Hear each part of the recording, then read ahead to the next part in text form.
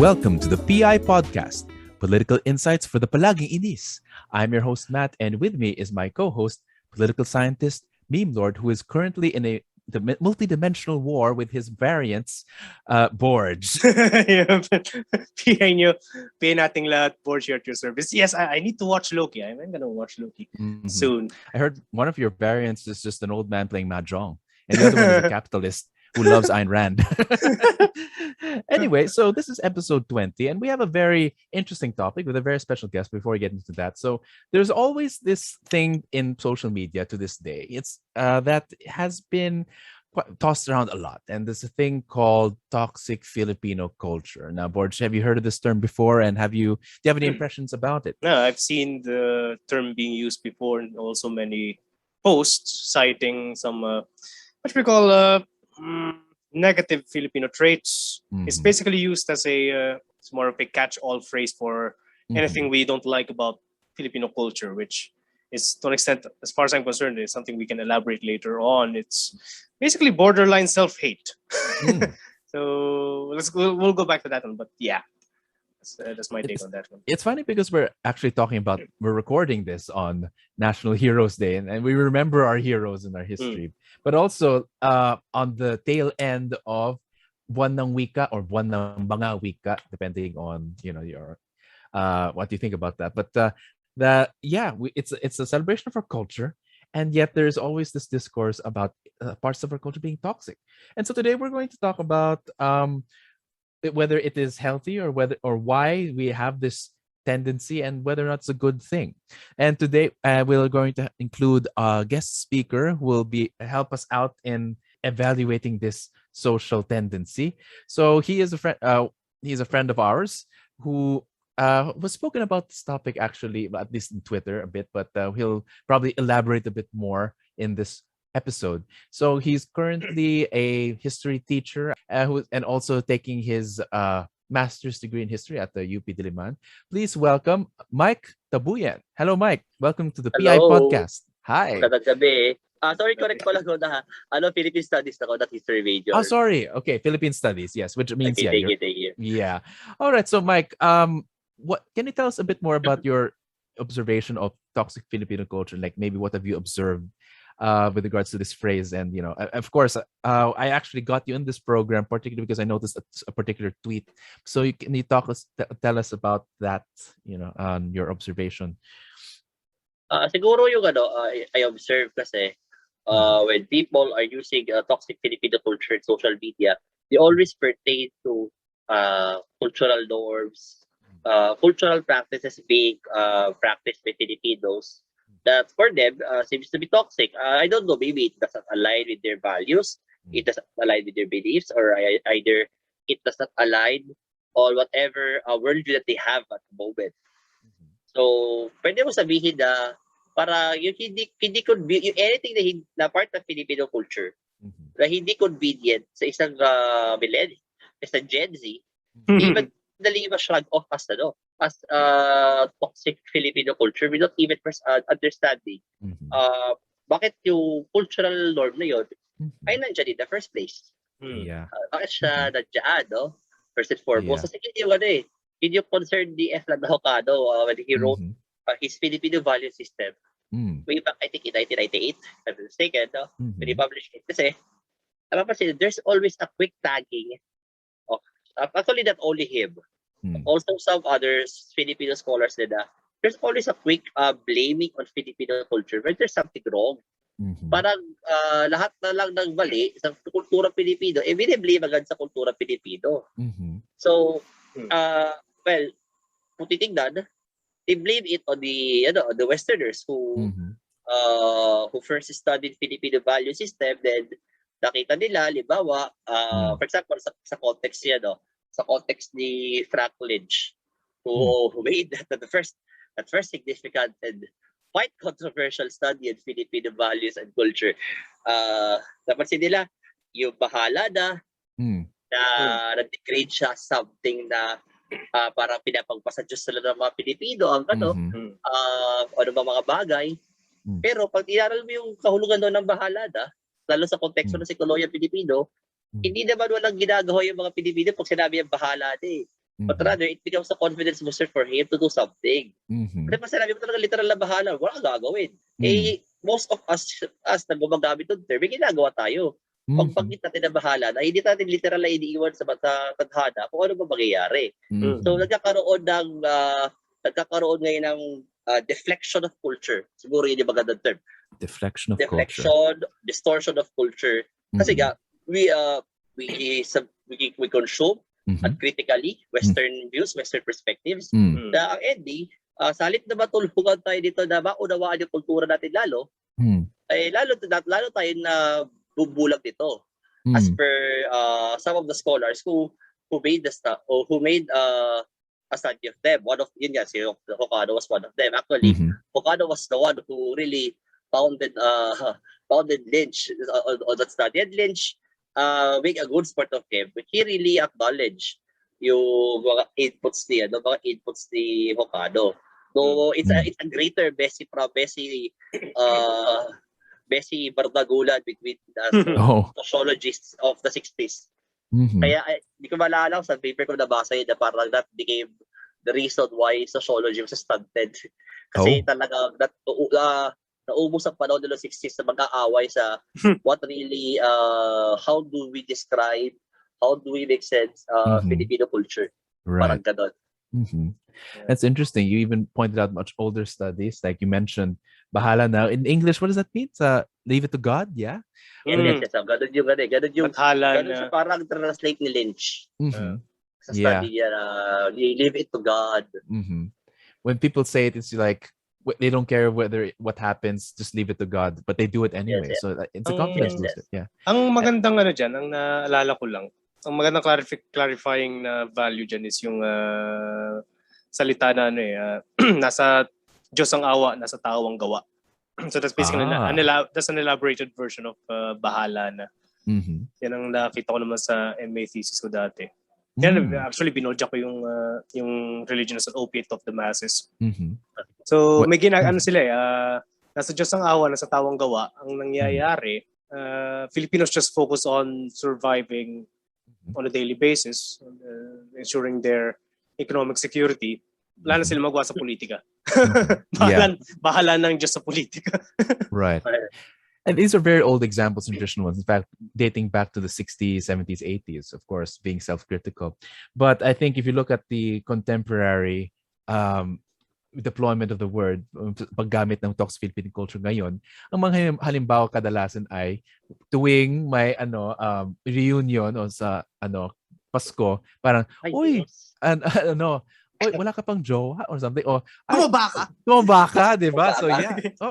So all the things. So it's like basically family members jokingly, and maybe affectionately teasing you about weight, about the lack of a job if you're still single or you're leaving a job or whatever. So do you know any other contemporary examples? And of course, what explains this kind of toxic tagging, we'll call it, or calling that toxic? And then yung mga nabanggit ko lang, yung limay kukupa rin trabaho mo sa trabaho ng ibang tao. They say that as toxic kasi parang feeling kasi din na parang sa mga Pilipino na nangyayari. Pero pag inaral mo mabuti, baka hindi lang naman tayo nakaka-experience yan.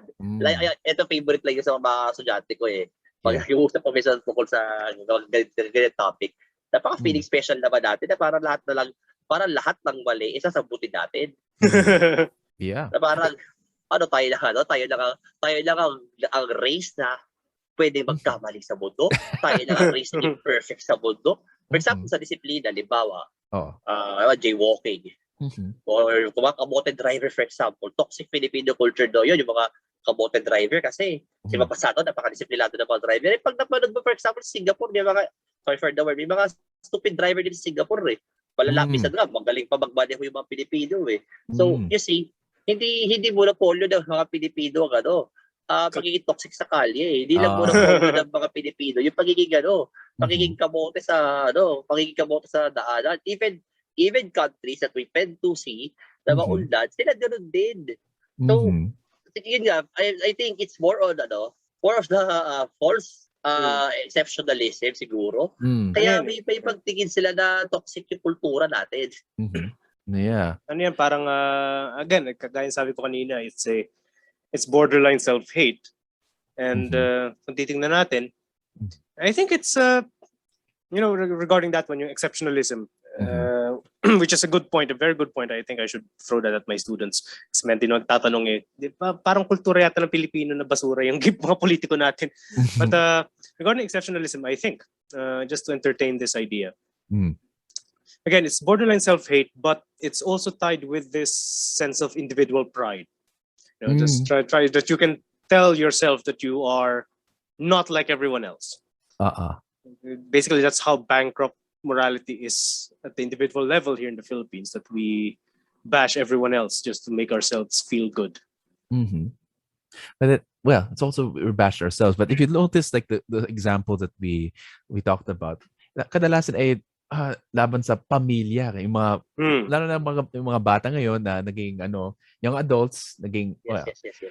It's mostly like, of course, people there. It's a mechanism to protect themselves against the people judging them for their status in life. So really, it's not necessarily about being Filipino, but it's just they're angry about the family, and the family is, of course, the center of Filipino culture, as we talked about previously.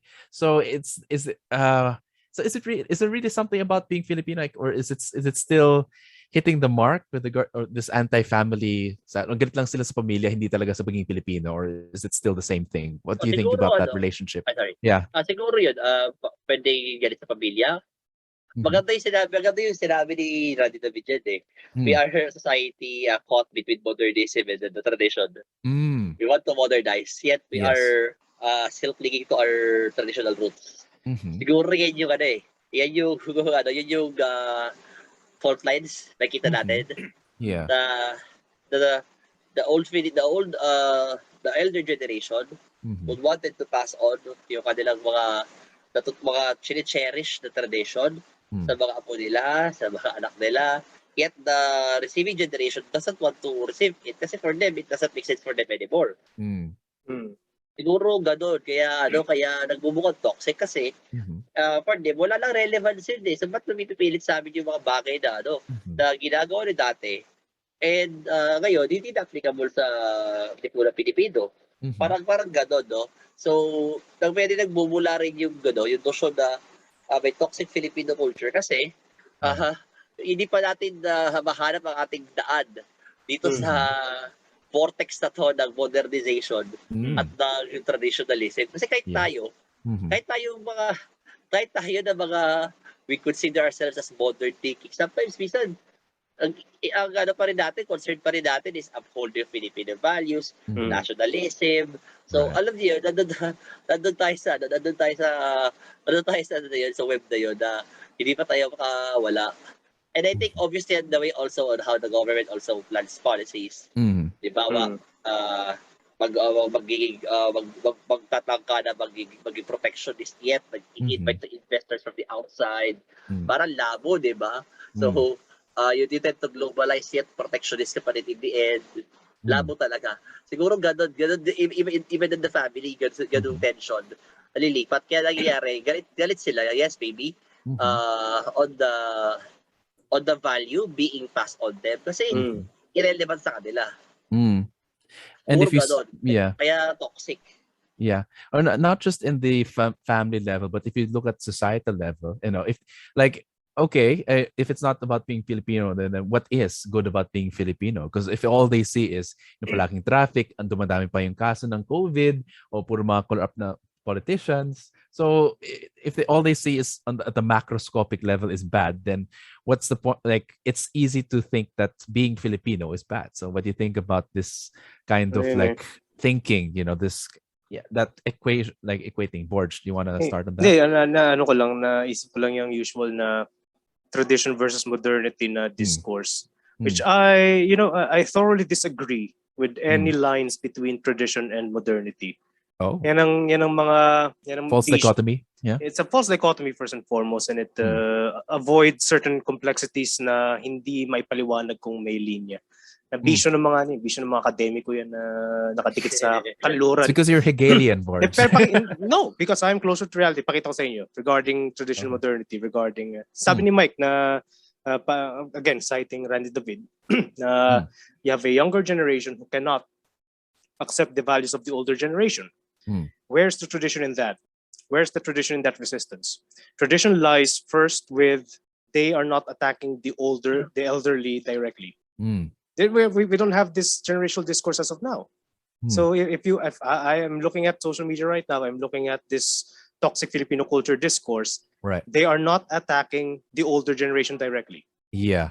And that is a reflection of our traditional value of respecting the elderly. So that's already part of the so-called modernity sector, more as part of the youth. So it carries over. Ang isa pang ano dyan is since hindi nila masugod ang mga matatanda, hindi nila ayaw nilang awayin, which is something that Mao or hindi nila bawal awayin ang matanda. That's another thing that is that's a traditional value that carries over. Right. So ang ginagawa naman nila is they perpetuate another possible traditional value, which is palibhasa Filipino. Palibhasa Pinoy, tradition na yan. So the line between tradition and modernity is a false dichotomy. We should abandon it for the sake of analysis. So because both meshed with each other. So you can see tradition itself in claims to modernity. So tradition na wag awayin ng matatanda, kaya hindi natin inaaway matatanda pag may nakita tayong quote-unquote toxic. We just blame Filipinos. And Filipino culture, or blaming Filipino culture, is itself a tradition. Yeah. Mike, you have something to say about that? Oo nga, napaisip din ako doon. Actually. Napaisip ako doon nalimutan, yung equation that confrontational yung mga Pilipino. So, they would prefer to rat into social media than say it forward. Yeah, because, well, you said that there should be no dichotomy, and yet they see it as such. It is a battle between generations. That's how they themselves frame it, and I think it's precisely because of that. No. They haven't framed it as a battle between generations as of now. They haven't. If you would look at it, they haven't framed it as a battle of generations. How do they frame it then? They basically frame it as just basically toxic Filipino culture without. It's always been that way, yeah. Yeah, without blaming a specific generation. Okay. Kasi my bench line for this one is Mao's Cultural Revolution, when there were actual explicit attacks against authority and the elderly in the Cultural Revolution. That's my benchmark. So hanggang hindi ko pala kikita yung mga ganung signs, I don't think that the generational dimension is still that explicit. So talagang toxic Filipino culture lang. Ayaw naman nilang sugurin yung matatanda. Well, it's framed in some discourse, but overall, I think you're right. It's like like we said, it's catch-all. It's an umbrella thing for several other toxic attitudes. Like it's not generational. There's a generational aspect, and then of course there's an attack towards there's also toxic religiosity. Like what you said, with Bahala na, but also like. If there's someone who's suffering and said, God has a plan for you or something. Medyo nakaka-bad trip din yun na parang nagdudusa ka tapos parang it's God's will. Parang okay.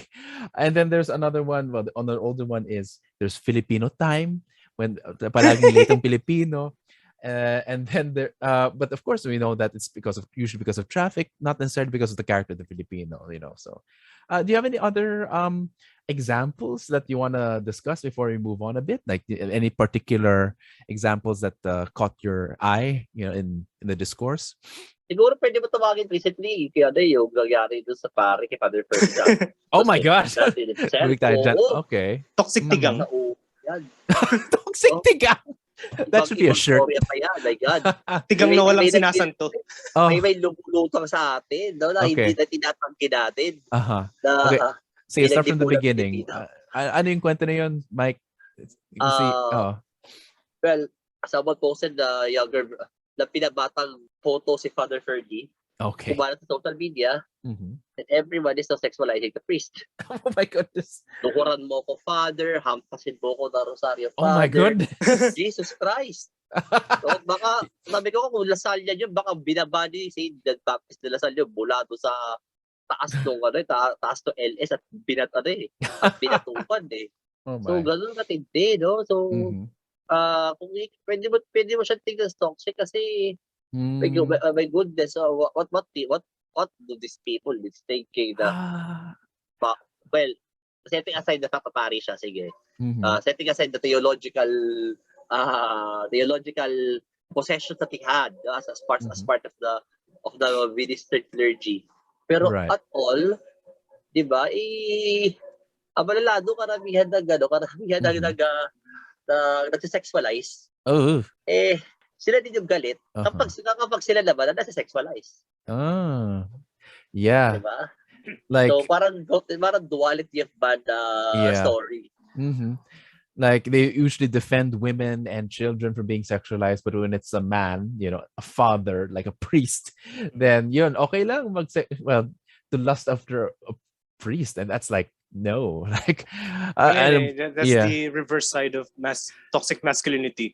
The reverse side of toxic masculinity is for the women, they see men as invulnerable to insults. But in fact, they get uncomfortable with being sexualized as well. The weird thing is that I don't really see this as the traditional like of Filipino toxicity, but more like it's actually I feel like it's more of a progressive inversion. Normally, it's women who are being sexualized, and now it's a man being sexualized. Not just that, a Catholic man. So I think it's being turned on its head, really. So that's liberal toxicity. Yeah, it's progressive for them. It's like it's about time that women be allowed to sexualize men. If you notice, mas maraming nakahubad na lalaki sa mga billboards ng EDSA kaysa mga babae na nakabikini, di ba? Parang mas madalas. Yes. Oh, okay. Well, that's another thing. It's toxic but liberal. Yeah, toxic for progressivism. Well, okay. Moving on, especially that word toxic from being toxic Filipino, and the toxic as a word specifically. I think we could probably guess, and we've already mentioned it, is that it came from a Western discourse. In particular, it's actually, the toxic, having a toxic person or how to do a toxic person is actually in a WebMD article. There are still medical symptoms of being toxic. And more or less, it is in general used to describe people who have harmful habits, who cause pain and distress to people around them. So it's very vague, and it's being like, what's the word, medicalized in the discourse, more like there are even like psychological.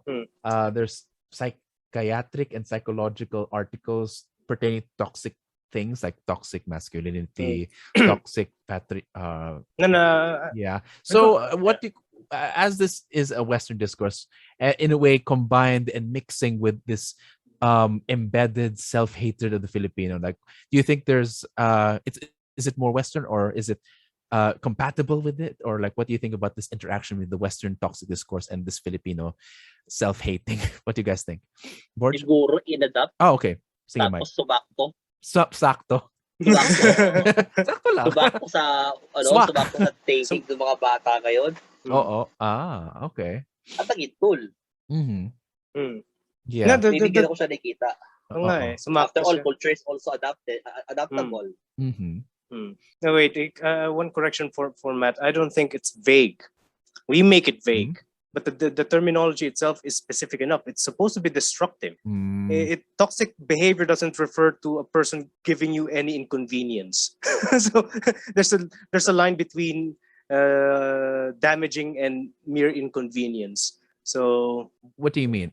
For example, I think this was mentioned by Mike a while ago that we term anything toxic something that is inconvenient to us. Does it necessarily damage us? Does it necessarily inflict harm on our mental health? Probably not. Well, it's just inconvenient. So ang ginawa natin, I think, is to broaden to make it vague, to make the concept mean anything, including inconvenience. What do you mean by natin? Yeah, well, the Filipino discourse, or those those who are deploying it right now, the young people. Oh God, right. I'm old. No, damn these young people. No, well, the funny thing is that, well, again, this is, even Oxford made it the word of the year of 2018. So they recognize its wide usage. And I think what it said in the article was that it adapts, again, the original toxic, meaning of the word toxic, meaning a harmful substance that is both invasive and poisonous. So it it really damages you, not just an inconvenience. And it's also very, how do you call this? Well, invasive, but also, what's the word? It's not solid, but it can be, what's the word? It's like air. Okay. Yeah. It's not. It's. Go ahead. Go ahead. I'll give you an example regarding the line between damaging and inconvenience. Kung binati ka ng tita mo sa isang Christmas party at sinabi, "Uy, tumaba ka." Is that an inconvenience or something that is damaging? Well, for these people, they say that it might be, well, it goes on, again, touches on issues of psychological dysmorphia. They have a name for it. They may have a medical discourse for it. So you're that's why there's this discourse of fat shaming, because it causes medical pain for them. Like if you talk about their physical well-being, so it affects their mental well-being. So that's one thing that they've again medicalized it. They medicalized a psychological inconvenience, I suppose, is what's happening here. They can argue that it does cause psychological pain. So what do you think about that? Is that I don't know. The notion of damage is relative first and foremost. Exactly. It is relative first and foremost to the offense in relation to the psychological integrity of the recipient. So if such a thing is damaging at this time and age, what kind of mental health or resilience do we have? I mean, hence that's why there's a word called snowflake, wherein it's totally fragile. Like anything that is mildly insulting to them, they break apart. Like, snowflakes, I think, are supposed to be super special. No two snowflakes are the same, but they're also very small and brittle, and they can easily be melted away. So I think it's the fragility of it. So that's why it's called snowflake culture. What do you think, Mike? Could you have anything to add? I think wala na kasi yun nga, from yung magiging toxic itself kasi yun nga, kagaya na binagit ni Borge kanina. Dun ine-extend natin yung talagang original concept niya to include the things that makes us uncomfortable. So para maging toxic siya. Siguro ganun yung dynamics nung pag-conceptualize ng mga users doon sa social media on making them say the toxic pag ganito, ganyan. Yeah. Okay, so we now know that it is, again, part of a new generation with new sensitivities, new values, and you don't comment on things like weight or job or the lack of a jowa or being single. So yeah, I think that's it. That's part of the traditional critiques is combined with the new sensitive topics. And so I suppose one thing that we want to discuss in the last segment is whether or not this is a good or bad thing. Is it a good thing to critique our own culture, or has it gone too far? So what do you guys think? Is it good to tag things as toxic so at least we can avoid them or we know how to fight it? Or is toxic tagging itself also toxic in a way? What do you guys think? Sa akin, walang problema if we critique the culture. Kasi after all, nagbabago naman talaga ang kultura. Hindi siya static. Right. Dynamic ang kultura natin. Our culture as generation is different from our parents. So, talagang nagdaloy pag-progress ng kultura ang kritisismo. Pero, as what Avocado said, bago natin i-kritisa yung kultura natin, alamin mo na natin sa nagagaling yung sa nagbubula yung kultura natin in making that trait a culture. Kasi Jocano described culture something that is for the people, something that is desirable, something that is beautiful, something that is worth attainable. So, ibig sabihin, for the people who made that culture, attainable value siya eh. So kailangan mo na natin maunawa yung kulturang kinikritika natin bago natin siya i-kritika na toxic man siya or what. Kasi baka mamaya, nag-critic lang tayo nag-critic, hindi natin alam kung saan yung moorings niya. Which is, yun naman yung problema kasi hinihiwalay mo yung kultura sa kanya original na konteksto. So, sa akin, wala problema mag-critic na kultura. As long as you understand, bakit mo kinikritika yung kultura? Mamaya kasi, sunod sa daloy ka lang eh. Usually, gano'n na nangyayari sa social media kasi, dimbawa, dahil yung magulang niya, hinahanapan na siya ng boyfriend. Yung isa gano'n din. So, damay-damay na. Hindi toxic lahat. Parang gano'n nangyayari. Yeah. If it's used too many times, parang wala lang. No? Parang kung not toxic, it doesn't mean anything. Borge, you have anything to add?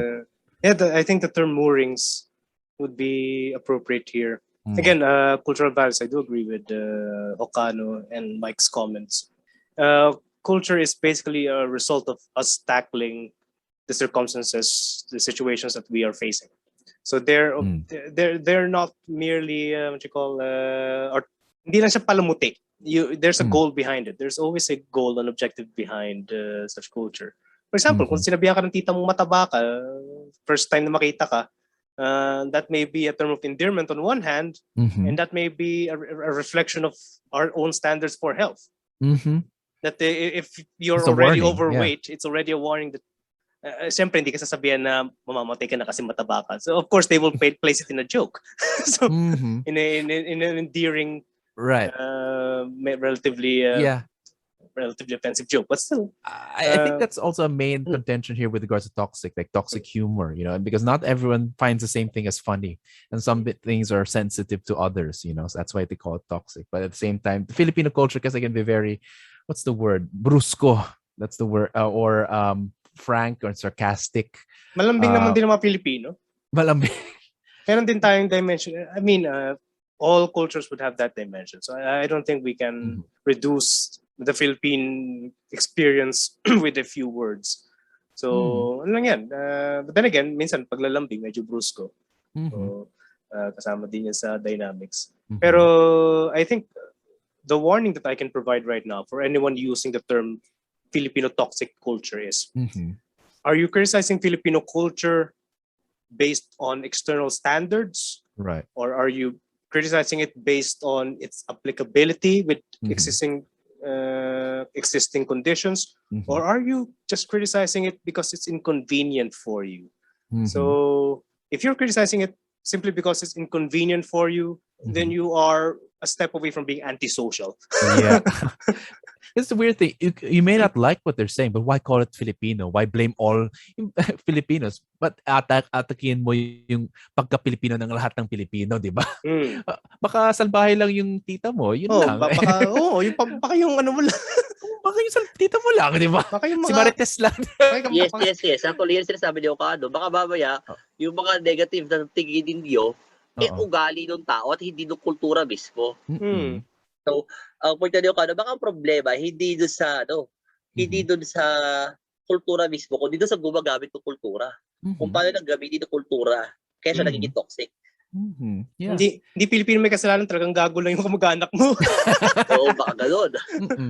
Or maybe that kind of culture, it's not necessarily Filipino. It could be found in other cultures as well, like that kind of thing. Like, for example, there's another thing besides crab mentality, which is, of course, uses the crab as a metaphor for trying to pull people down if they're successful. That's actually that's present in other cultures as well, even in America, even in Europe, whatever. Why?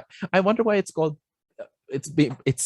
Filipino, or even being lazy in Juan Tamad. That's another thing. That old literary figure of Juan Tamad, like, he's so lazy, he opened his mouth waiting for the fruit to fall into his mouth. But the French are known for being lazy. The Mexicans are known for being lazy as well. The Spanish. We got it from...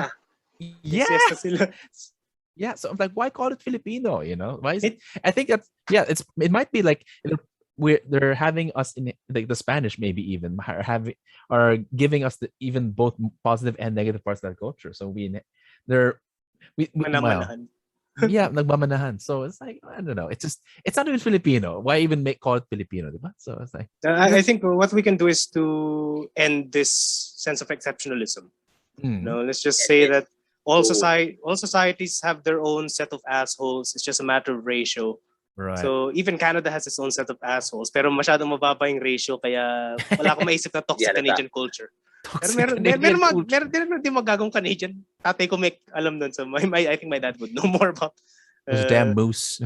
Speaking of exceptionalism, even on beliefs, very may ganyan tayo noong tendencies na exceptionalist eh. Yung naalala ko, sabi ko sa mga estudyante ko, last year ba yun na pagkakapal naman natin, na feeling special tayo na tayo na Kristiyano sa buong sa buong Asia. Ginano ko talaga sila. Yun parang naggulat yung mga bata. Bakit? Kung titignan mo ka, mas madami pa yung ratio na Katoliko sa Timor-Leste kaysa sa atin. Then we have the guts to say that we are the only Catholic nation in Asia. So sabihin mo sa kanila, China would be the next biggest Catholic country in the world in the next decade. Pag naayos nila ang goal ang gusto sa Vatican. Ayos na yata. Ayos na? Yeah, I think so. Ako matutuwa LMI dyan. I think Francis made a compromise regarding the bishops. He actually acknowledged some of the party appointed bishops. Kaya alam naman niya on the long run mananalo siya kasi dami ng Katoliko sa China. On the long run, they'll win. So. Magaling. Yeah. I think si Pietro Parolin yata nag-advise na kanya siguro, no? I think si Pietro Parolin ang Secretary of State and I heard kasi si Parolin sa Chinese affairs kaya nagawa siyang possible. Yeah. Well, before we stray too far away, but that's interesting. We can actually bring you back for this. But I think one thing that we can determine for now is if ever, like, if we're questioning toxic tagging as a faulty way of critiquing our own culture, then, and I think you mentioned that also it might be a product of like a faulty way of how we learn about ourselves, like how we teach our children about being Filipino.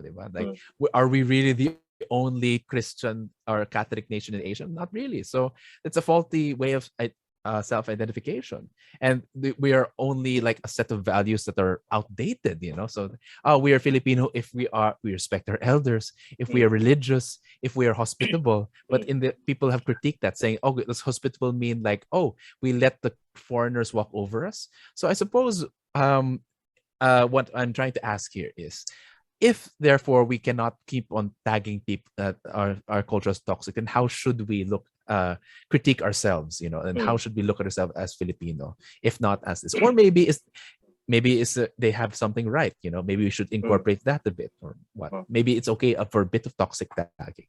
What do you guys think? How should we critique ourselves, if not with toxic tagging? Big question, I know. Yeah. Do you want to start? Sige.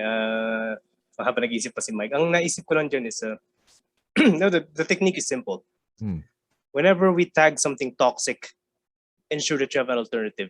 That's good. It's if you tag something as toxic without presenting an alternative value that you can actually trace to Filipino practice, then you are either simply parroting Western ideas or you're just complaining about inconveniences in your life.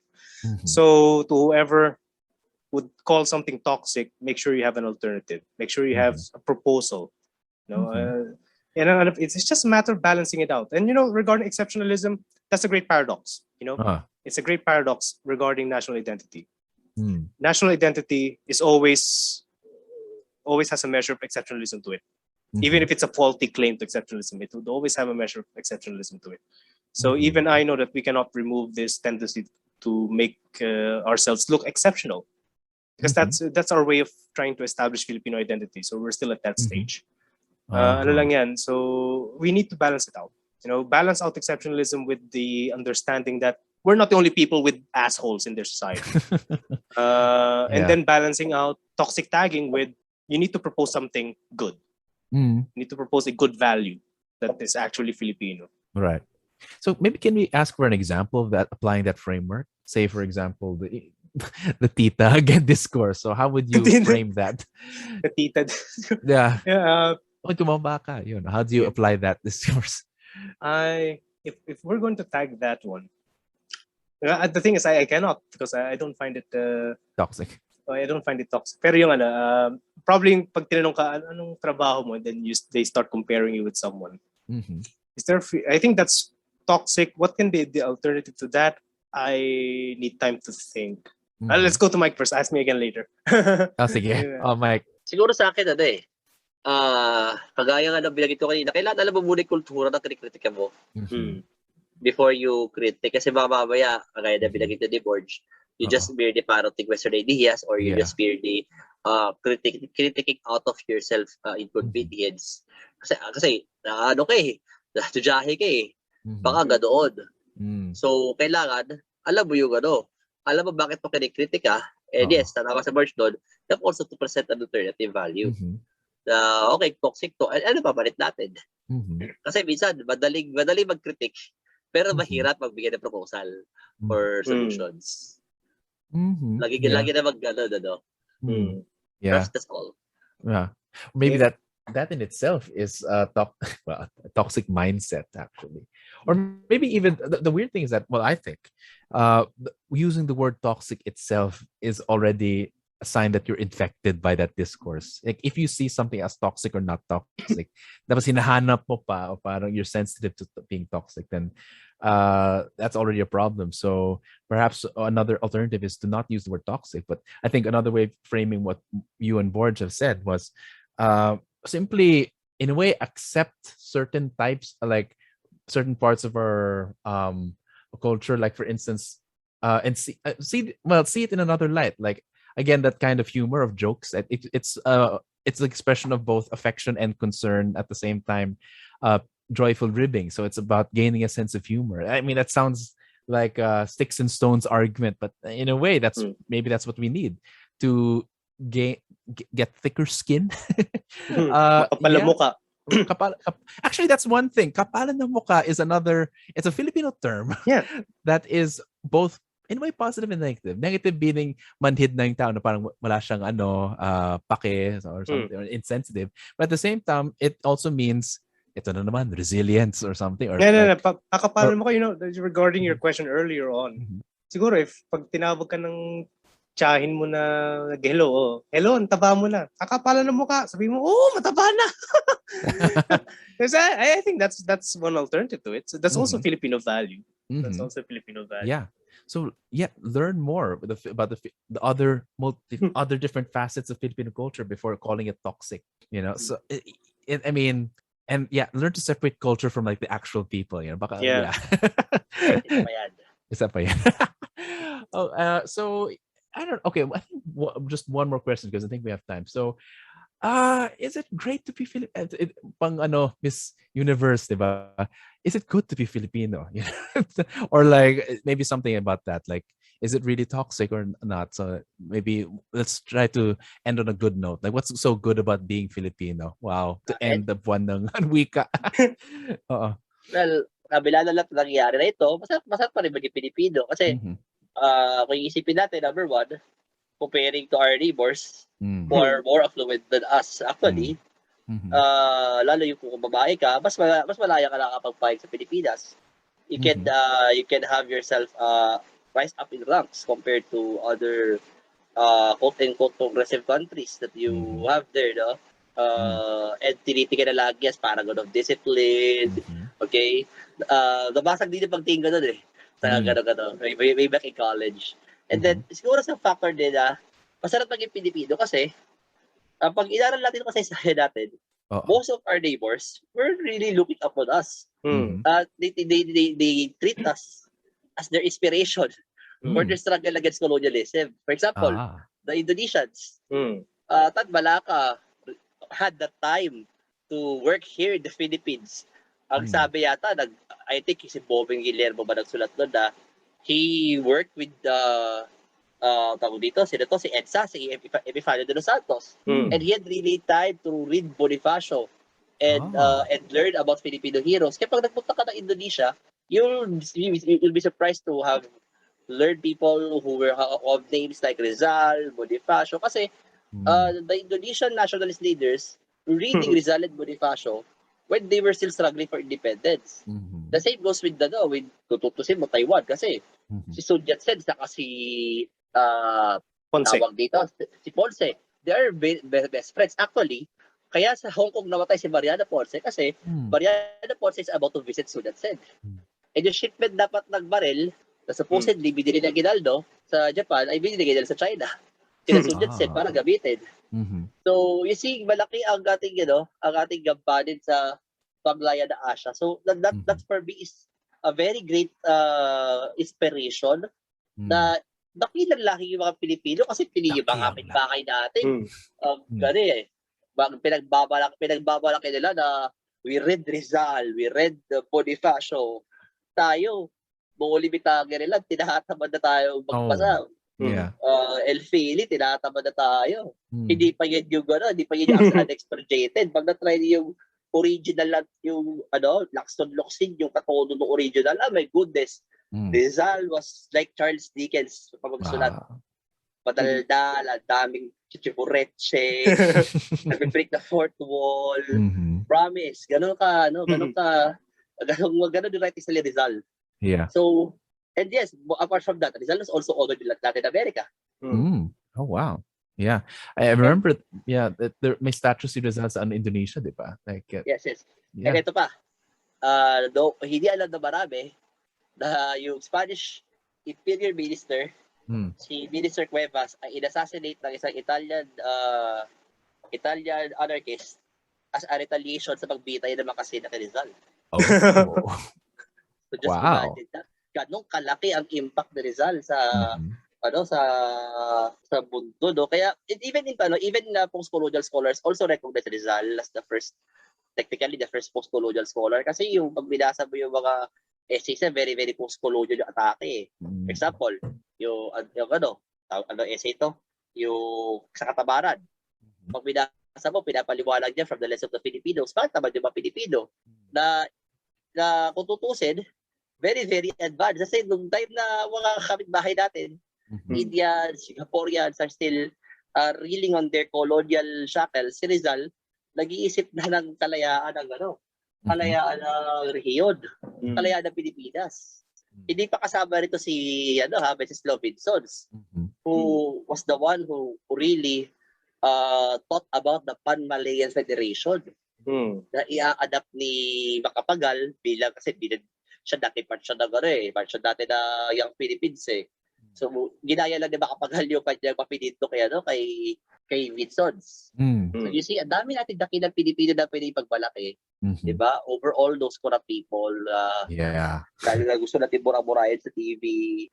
Lagi natin laban ang ating mga beats. I think we as educators should also attempt to discover yung mga dakilang Pilipino natin. Ang dami nila sulatin. Ako personally, sa all my advocacy work, natututo ako eh. Ang dami ko natututunan. Ganito pala, may ganito pala, may ganito pala sinabi sa Ginaldo. Si Rizal talaga, parang surprising. And that to consider Rizal as technically the first feminist in the Philippines dahil sa kanyang letter to the young women of Malolos, advocated for education of women at the time na wala nag-iisip na sa Pilipinas. Then Mabini absorbed it and tried to make it part of the constitution pero ayaw nila Paterno. Meron din talaga matarantado. Lahat naman ng bansa may sarili-sariling tarantado. Ano lang yan. Or hot 2021. Lahat ng bansa. Meron tayong Rizal, meron tayong Mabini, meron din tayong Paterno. Meron din tayong Roque. In the United States. Yan ang naisip ko dyan dati when I was planning to conduct a comparative analysis of Bonifacio and George Washington. Because may movement dati na balak tanggalin si George Washington as Commander-in-Chief. There were actually dipshits in the government at that point. Yes. But ang pinagkaiba lang nila ni Bonifacio, tinodas. But George Washington more or less survived politically out of that. So yeah. Anyway, for me, ang sagot ko dyan is, I would like to reverse the question. So, para kay Mike, masarap maging Pilipino. Para sa atin, Pilipino ang masarap. Grabe. May kasaysayan tayo dyan.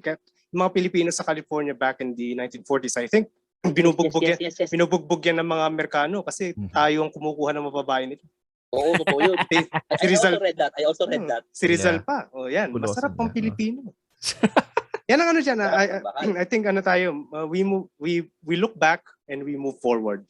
It's not about us saying that masarap maging Pilipino right now, pero we need to prove na Pilipino masarap. Yun. Yan tayo dyan. Ito yung favorite ko ni Rizal eh. I entered the future carrying the piece of the past. Yan. So, ganyan yan. Masarap maging Pilipino at Pilipino masarap. Actually, well, the only thing I can add to that is, yes, even all the negative aspects of Filipino culture, meron din na lumutang or lumabas na Rizal and Mabini. Like, so, in other words, even though that culture did not stop from a Rizal being born, it was actually born out of that culture. So even then, like, in some ways you have to deal with it, and in some ways accept it and live in spite of it. So kahit may ganyan Pilipino, mayroon din mga Pilipino dakila, di ba? At masarap. So yeah. Anyway, so yeah, that was a very inspiring and patriotic discussion. So thank you both of you for those thoughts. So and I hope the mga kapiyan natin ay became more patriotic as a result. So before we end, let's move on to recommendation.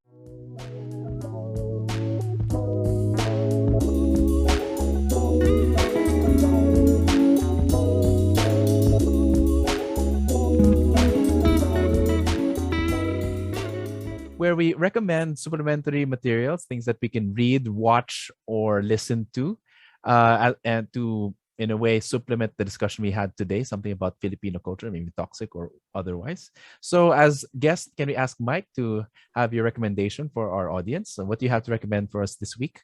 Hindi ko siya alam kung in print pa yung Jocano, yung Filipino value system. Pero parang last year ba yun, 2 years ago. I think in-announce si Sir Bot, di ba, kopya pa eh. Yung anak niya, si Professor Ferdinand Jr. Okay. So yung may contact him on Facebook, taas kung may copy pa. Okay. And nasagot naman si Doc Bot, ano?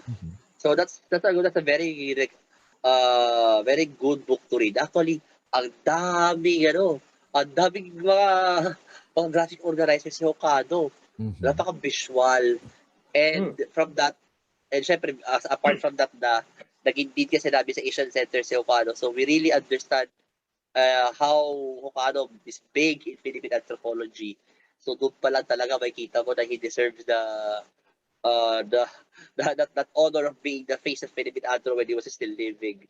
So ganun. And then siguro may isa pa recommend na libro.